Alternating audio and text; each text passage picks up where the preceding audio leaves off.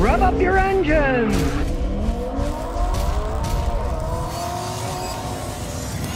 Well, I couldn't resist this one. Wolves have returned to California. Not everyone is happy. Well, I guess the people are leaving California and the wolves are coming in. A lot of it has to do with the forest fires, knocking things down, hiding places for animals is gone. The wolves can get out in the open and hunt them down so they can run the deer down and stuff. And now there's no place for the deer to hide.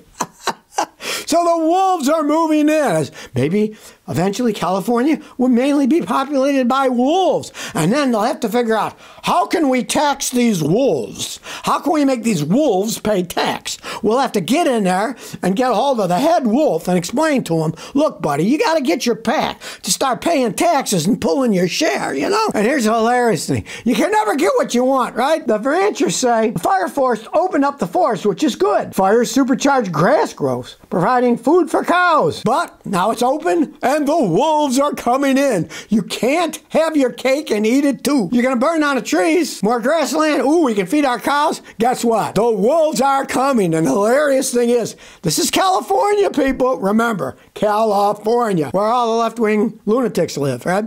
You can't kill a wolf in California because it's an endangered species. So the wolves are taking advantage of a loophole and eating cows. I think it's funny. I think it's hilarious. As one of these ranchers said, you can't kill a wolf, even if it kills your cattle, because wolves are prohibited. So what can we do? Well, maybe eventually it'll just be cows and wolves and ranchers in California. Because I'm assuming that California is like the rest of the country, that if you're doing any kind of farming, ranching, you don't pay taxes because it's all federally subsidized. So maybe eventually the only people living in California will be the wolves and humans who are exempt from taxation because they're farmers or ranchers. So everyone will be on the dole and no one will be paying any taxes. Just play that scenario out here. The wolves rule California. Maybe they'll be the first wolf to be elected governor of California in the future. Emerald Rush says, do I need to flush the brake fluid when I change brake pads? I'm planning to replace my brake pads. Do I need to flush it as well? I did a flush 8 months ago. No, you just flush it. You don't need to. I mean, a lot of guys do because they're there. And what the heck? Why not? You're there. You can open it up, flush it out, right? But you don't have to. Here's a good tip. When you do the brake pads, the best thing to do is open the brake bleeders. And then when you squeeze the calipers back in, have a little bucket under there. And then the crud by the brake caliper will go down into the bucket. And do it on each side. Because if you leave the system closed and you squeeze those pistons back in, that will push pressure back up into the brake master cylinder and it can destroy it. So squeeze it, and as it's tightened, then tighten it up. Have somebody hold it to the floor and then open it a little in case a little air got in. It'll go and the air will come out. Because realize, most of the crud in your system is at the end, at the calipers. If there's any crud and dirt and stuff, it's down there because the brake get real hot when you stop the car. So the fluid that breaks down the most is the stuff right at the calipers, and that's what you really need to bleed out. Rob Hamilton 2023 says, I can't engage my front axle four-wheel drive. Scotty, I got a 97 GMC Yukon four-wheel drive. I push the button, the transfer case engages, but not the front axle. It just blows the four-wheel drive fuse. I changed the push button, but still blows the fuse. I'm thinking about changing the actuator on the front axle. What do you think? Yeah, that's what it normally is, the electric actuator inside, or it's electronic. They short out. Now, before you do that, they're relatively expensive. Check the wiring, maybe some wiring rubbed, and if you see the wiring has rubbed and it's touching the frame, that's going to pop the fuse too. So do check the wiring. The wiring could have been damaged, right? But if it's not, it's the electric motor actuator, and there they break all the time. As I age, and that thing's a 97. I'm surprised it's still working. It's probably the motor, but do check the wiring first. You might have hit something that could have shorted the wiring out, and then you tried the button and that didn't fix it. So either the wiring going from the button way down there is screwed up, or more often, the motor itself is shorted out. Mitten Current says, I lost gas mileage in my 2017 Mazda CX-5. It has 51,000 miles. I used to drive 30 miles round trip 6 days a week and got 28 miles a gallon. I sold my franchise. Now I work 3 miles away part-time, and I'm only getting 23. Everything seems okay. What do you think? Here's the thing.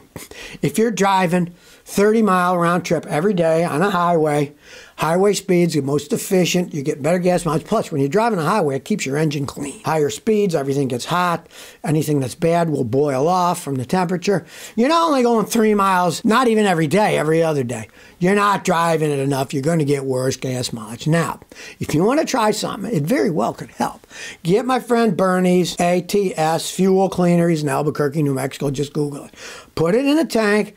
Drive it about 250 miles, then check your gas mileage. It could be you're getting carboning up, and that's an excellent carbon cleaner. We'll clean all the carbon out. And if the gas mileage goes better, great. Now, it won't go back to the 28 miles a gallon unless you go back to driving that same type of stuff. You're driving 3 miles. Stop and go traffic stinks for gas mileage, and 23 miles a gallon in that vehicle and stop and go 3 mile traffic is actually the best it's ever going to get. So there's probably nothing wrong with your car.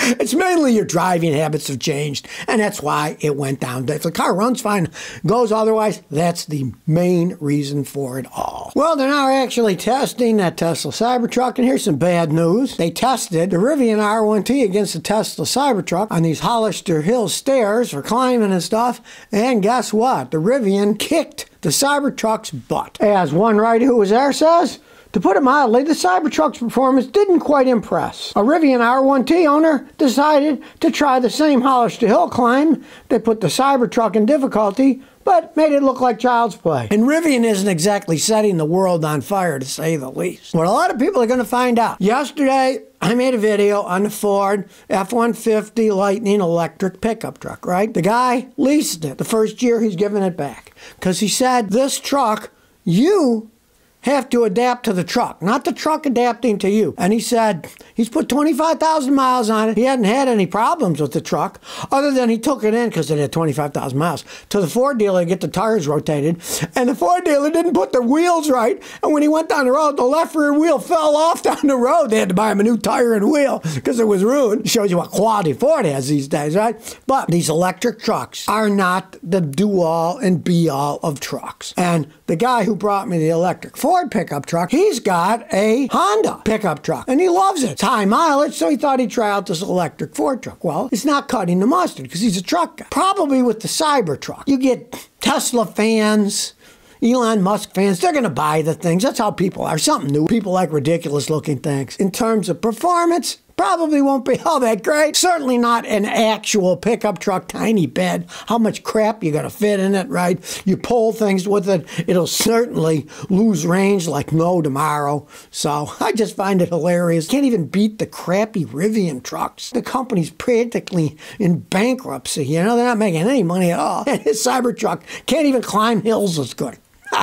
Doesn't bode well. So you know right away, if this thing is called an indigenous people business, that it's completely bankrolled by the Canadian government. So here we go again, government money going into electric vehicles, right? They just keep pushing this stuff, saying, oh, this is revolutionary.